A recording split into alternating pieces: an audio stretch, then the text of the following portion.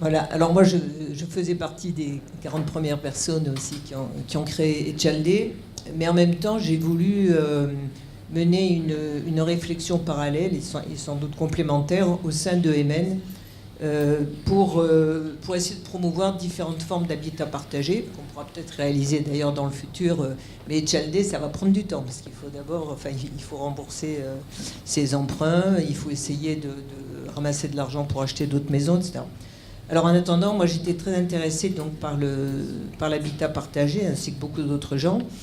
Et je me disais qu'au sein de MN, on s'est toujours intéressé aux coopératives de production, qui sont particulièrement importantes au Pays Basque. Et par contre, donc on a essayé de les faire connaître au sein de MN. Vous vous rappelez des opérations réussies en Pays Basque, etc. On a essayé aussi de faire en sorte qu'il y ait de plus en plus de coopératives. Mais curieusement, le Pays Basque est en retard en ce qui concerne les coopératives d'habitants, qui sont en train de se développer en France, dans plusieurs régions, qui sont très nombreuses en Suisse, au Canada, dans les pays scandinaves. Et il n'y a pas une seule coopérative d'habitants encore en Pays Basque. Comme on est particulièrement intéressé par le thème des coopératives, on avait envie de travailler un peu là-dessus, surtout quand vous allez voir l'association française qui s'appelle Habicop, qui est à Lyon, qui s'occupe de promouvoir et d'aider tous ceux qui ont un projet de coopérative d'habitants. C'est vraiment très intéressant. Et ça vaudrait le coup qu'une coopérative d'habitants commence à se créer au Pays Basque, et je suis sûr qu'il y en aura beaucoup d'autres après. Alors, d'abord dire quelques caractéristiques. Qu'est-ce que c'est qu'une coopérative d'habitants ? C'est donc, quand on est dans une coopérative d'habitants, on est le locataire d'une construction dont on est collectivement propriétaire.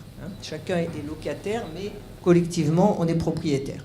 En général, l'apport des coopérateurs est de 20% du coût total. Et ensuite, ils créent entre eux une association pour aller demander pour faire un emprunt bancaire. À l'heure actuelle, les banques qui accordent ces emprunts, ces crédits sont le crédit coopératif, la Poste, la Caisse d'épargne et le crédit agricole.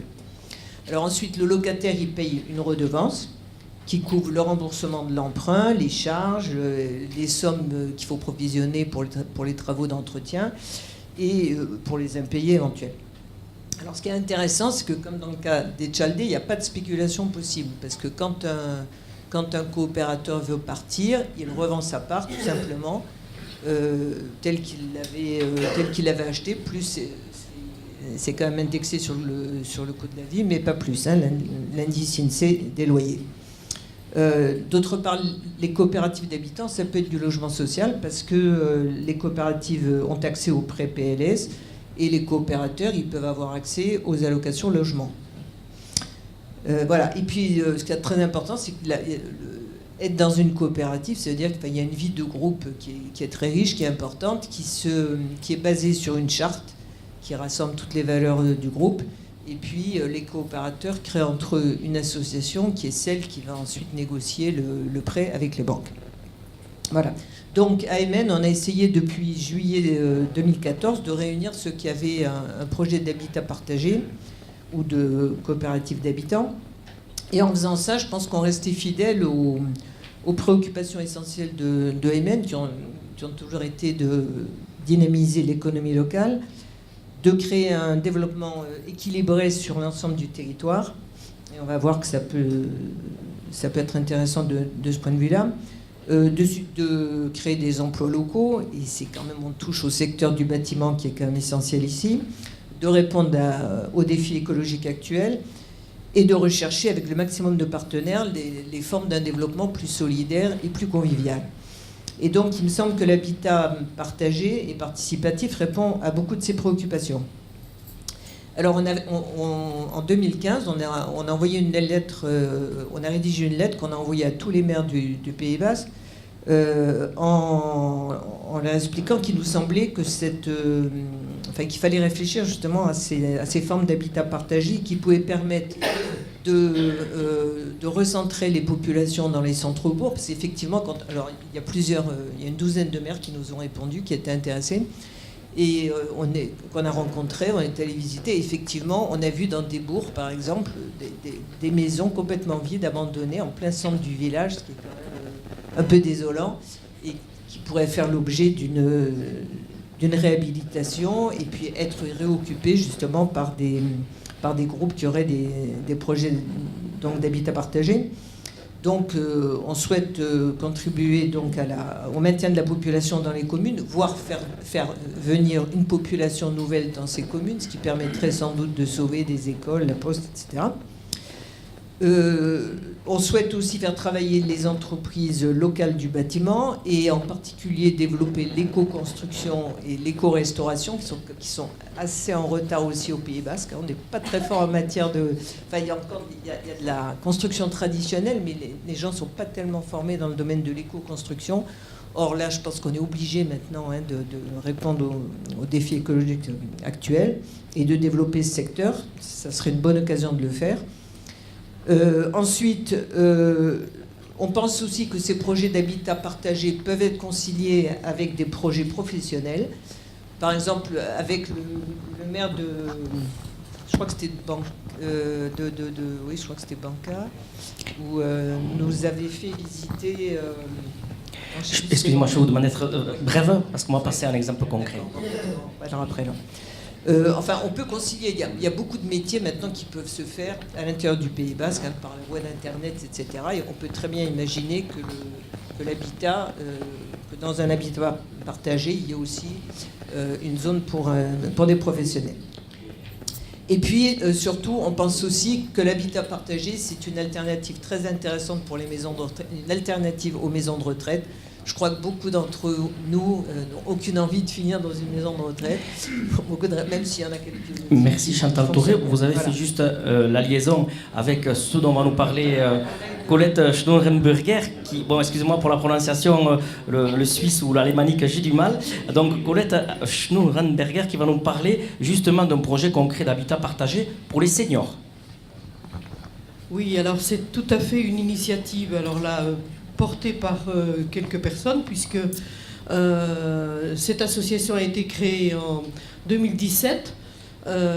Au départ, on était 2, et puis là, maintenant, on est une 12aine. Donc, on a rencontré des élus d'Anglet, Bayonne, Biarritz, puisque notre objectif, c'était effectivement de créer une alternative à la maison de retraite. On a organisé une réunion publique le 29 septembre 2017. Là, on avait 40 participants. Donc ensuite, on a eu la chance, et l'immense chance, que la mairie de Bayonne nous propose un terrain quai Bergeret. Et ensuite, on se fait accompagner par Habitat Éco-Action sur l'accompagnement sociologique et après par une architecte qui va faire la programmation. On a établi pendant cette année une charte et un règlement intérieur, des documents pour notre communication, et on a même trouvé le nom de notre future résidence, Zouimayou, puisque nous avions des Basques et des Gascons dans notre groupe, donc il fallait déjà apprendre à faire une concession, c'est-à-dire, je ne sais plus, arriver par le consensus à avoir le nom. Donc tout ceci, parce que j'ai été pendant des années, et je le suis encore, administrateur au COL. Donc tout ce que j'ai appris au fil des années et rencontré des élus nous a permis tout de même d'avancer beaucoup sur ce projet. Donc notre projet, ben voilà, il est situé là où il y a le rond jaune. Il y aura un autre projet derrière avec Domo France, puisqu'il y aura une trentaine de logements en accession sociale à la propriété. Et nous, on sera sur effectivement une quinzaine de logements aussi en accession à la propriété. Et on crée dedans, dans cet immeuble, une salle de convivialité, une buanderie, des chambres d'amis, et bien sûr il y aura un local vélo au rez-de-chaussée. Voilà. Et on a la prétention de penser qu'on pourra peut-être être en RT, qu'est-ce que c'est là maintenant, 2020 ou BEPOS, enfin BEPOS, voilà. On est très ambitieux, on a travaillé pendant un an, on s'est déjà fait notre petit programme, maintenant il faut passer dans le vif du sujet avec les professionnels. Oui, voilà. Alors, bien évidemment, on est sous conditions financières, puisque c'est le COL qui va réaliser cet immeuble, sous plafond de ressources. Donc là, vous avez les revenus fiscaux pour une ou deux personnes. Alors, on sera dans l'OFS, puisque tout de suite au début, on a su que le foncier était très onéreux et qu'en accession sociale traditionnelle, nous n'aurions pas pu passer. Et puis, on a appris depuis que ce serait certainement avec vous qu'on aurait à travailler ensemble sur le bail réel solidaire. Voilà. Donc, on se rencontre pour la première fois ce soir, c'est parfait. Un prix de vente prévisionnel au mètre carré qui avait été annoncé il y a quelques mois entre 2150 et 2350. Je crois qu'il faut plutôt enlever les 2150, puisqu'on a quand même des prétentions énergétiques assez importantes, donc ça sera 2350. Une redevance foncière mensuelle moyenne de 90 €, puisqu'il y aura des T2 et des T3. Et puis une exonération de 30% de taxes foncières. Alors ça, c'est la loi Elan qui le permet, mais avec l'accord de la mairie. Alors voilà. J'ai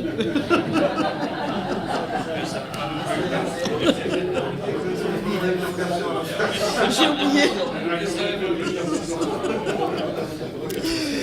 Bon, voilà. Et alors, nos objectifs 2018-2019, c'est une communication à l'aide de flyers, livrets d'accueil, articles de presse. Donc on a fait un nouvel article dans la presse qui nous a amené d'autres candidats. Donc là maintenant, on a à rechercher 3 autres candidats. Hommes, femmes ou couples, c'est possible. Hein. On a 4 couples dans notre projet. Des recherches de subventions, exemple la CARSAT pour équiper les parties communes. Faire connaître notre projet auprès des associations du quartier Saint-Esprit, parce qu'on a bien l'intention d'être partie prenante du quartier. Construire notre blog, alors là par contre, là on est nul, donc là il n'y a aucune compétence, donc il va falloir les récupérer. Ce qui nous appartient, alors à l'aide d'Habitat Éco-Action, donc on programme notre projet, voilà. Et donc actuellement on est 4 couples et 8 personnes seules. Le permis de construire va être déposé en février 2019, livraison prévue premier semestre 2021. Ce qu'il faut vous dire, c'est que le fait d'avoir lancé cette initiative, bien évidemment avec l'appui du COL, hein, rien n'aurait pu se faire, et puis surtout l'avantage d'avoir un foncier immédiat, parce qu'on a rencontré une équipe à Chamarel, Chamarel le projet à Vaux-en-Velin. Eux, ils sont en coopérative d'habitants, effectivement, ce sont des seniors, mais ils vont jusqu'à encaisser les loyers en ce moment. Nous, on a d'entrée imaginé que c'était trop lourd pour nous, puisque ça va de 62 à 13 ans. Moi, je suis la plus âgée, donc voilà. Et ce serait quand même lourd. L'avantage tout de même de ce système, c'est qu'effectivement, on rentre dans l'anti-spéculation. Donc nos héritiers ne pourront pas spéculer sur un endroit aussi magnifique que celui-ci. Donc c'est quand même un gage de pérennité de notre projet. Et en même temps, moi je suis ahurie du nombre de personnes qui disent « mais on y pensait depuis longtemps ». Donc on a la prétention dans notre association Âge et Partage de dire « ça peut se dupliquer partout », y compris dans les cœurs de village, effectivement, parce que ça correspond bien à une alternative à une maison de retraite.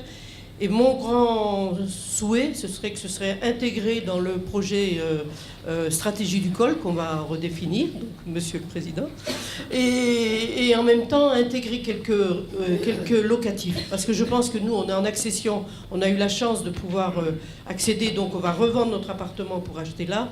Mais je crois qu'il y a quand même aussi toute une population qui est aussi très intéressée par le participatif, mais qui ne pourrait pas acheter. Voilà, merci. Merci.